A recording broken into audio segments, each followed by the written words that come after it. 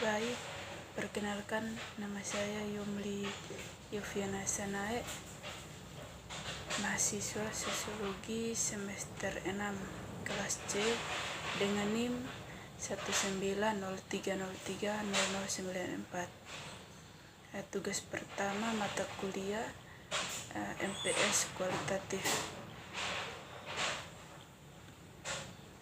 Jadi di sini saya akan menjelaskan sedikit materi, yaitu tentang arah baru dalam berteori yang diedit oleh Norman K. Densin dan James Salvo. Yang pertama itu efek aktivis yang lebih tenang. Budaya protes pada tahun 1960-an ditandai dengan musik yang inspiratif serta lagu-lagu perlawanan. Di Amerika Serikat, John Baez, Woody Guthrie, dan Bob Dylan membangkitkan generasi muda yang menginginkan sesuatu yang lebih baik.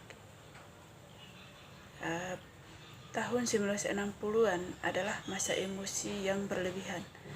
Mengapa dikatakan sehingga masa emosi yang berlebihan? Karena sebagai tanggapan atas dehumanisasi Vietnam orang kulit berwarna dan tanggapan hak-hak sipilnya, pembebasan gay, perang kimia, kehilangan nyawa yang tidak masuk akal.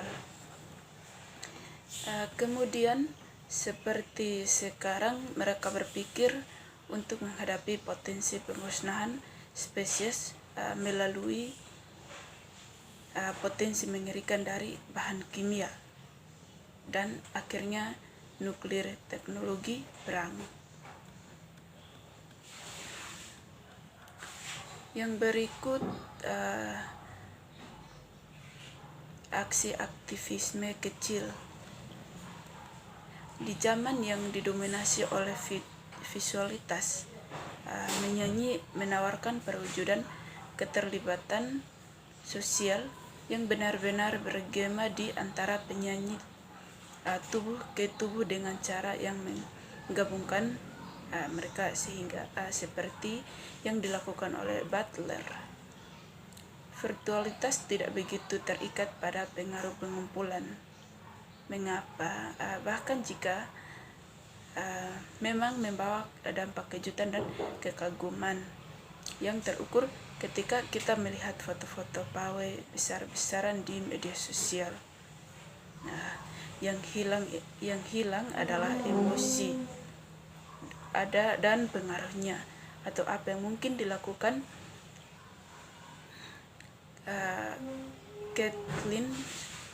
Kathleen Stewart pada tahun 2007 tersebut disebut gelombang gesekan koneksi dari beberapa jenis yang memiliki dampak.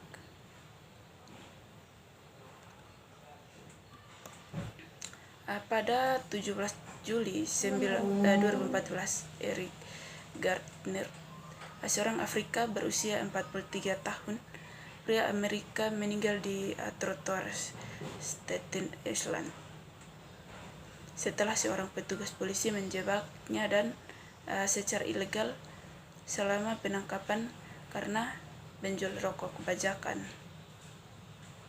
Saat terakhir dalam hidup Gardner terekam dalam video dan disiarkan secara publik.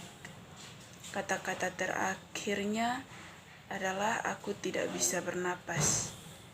Mengapa? Sehingga demikian menjadi sebuah unjuk rasa menangis untuk apa yang menjadi gerakan protes Black Lives Matter. Kemudian Dewan Juri membebaskan petugas polisi putih. Dua gambar yang digabungkan adalah hoodie dan epigram.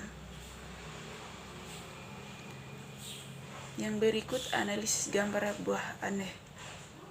Lagu dinyanyikan dengan klip cepat, bergerak melalui ketiga bait dengan presisi, memungkinkan kekhususan lirik diselingi oleh melodi melankolis dan menghantui yang memanggil dan membangkitkan penjajaran, menyaitkan dari tubuh Afrika Amerika yang tergantung di pohon seperti buah.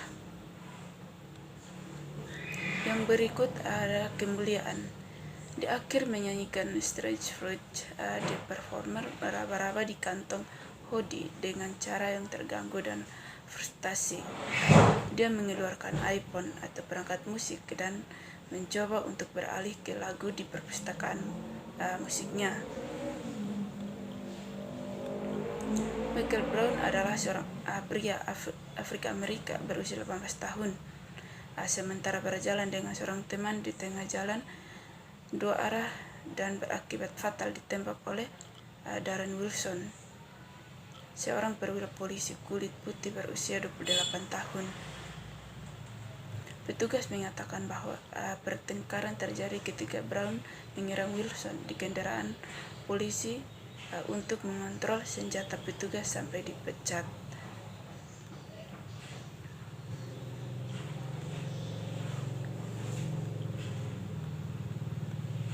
Yang berikut refleksi pasca penampilan.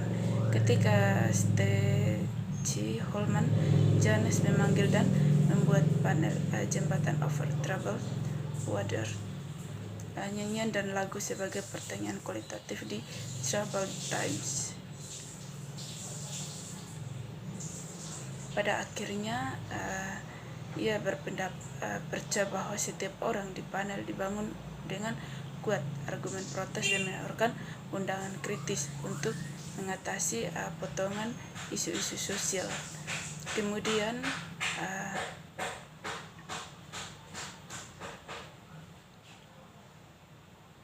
ini melalui lagu, nyanyian dan musik yang memiliki pesona untuk menenangkan 40 dan untuk membangkitkan semangat berpuas diri menjadi tindakan. Yang berikut bernyanyi di saat susah oleh Katrina Douglas. Lagu pertama yang pernah dinyanyikan selama sesi di Kongres Penyelidikan Kualitatif Internasional adalah pada tahun 2006 ketika David Charles mengatakan we gossip the Tamar, sebuah lagu dia menulis sebagai bagian dari proyek penelitian yang ditugaskan.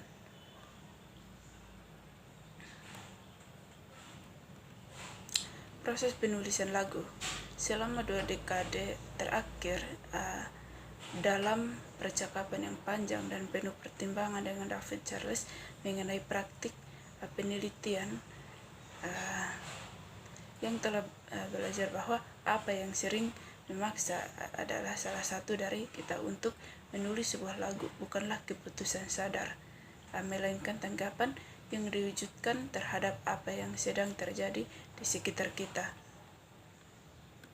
Yang berikut membagi kerajaan.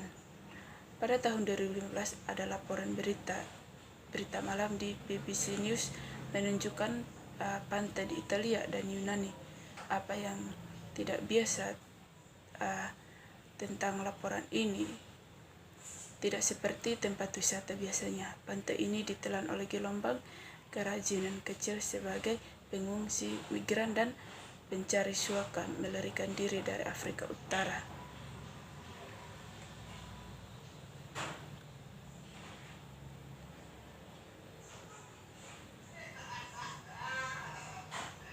Yang berikut seni dan etika modern. BR menegaskan kembali dan menentang konsepsi etika seperti yang mereka miliki terwujud dalam ilmu-ilmu sosial, khususnya melalui praktek Dewan Peninjau Kelembagaan. IRB masuk keberadaannya sebagian karena apa yang dianggap pelanggaran etika dalam praktik ilmu sosial. Dalam bab ini mengambil contoh dari seni postmodern sebagai divalidasi dalam dunia seni kontemporer. Di jaringan amort dan pemeran yang tampaknya signifikan secara budaya, galeri komersial dan kolektor yang menganggap nilai untuk produksi budaya. Sebagai contohnya, pertama pada tahun 2000 artis Spanyol Santiago Sierra melakukan karyanya 160 cm lain pada orang-orang di Salamanca, Spanyol. Untuk bagian ini Sierra menyewa dengan upah setara dengan nilai jalanan 1 suntikan heroin 4 pelacur yang kecanduan. Demikianlah video singkat yang dapat saya sampaikan. Sekian dan terima kasih.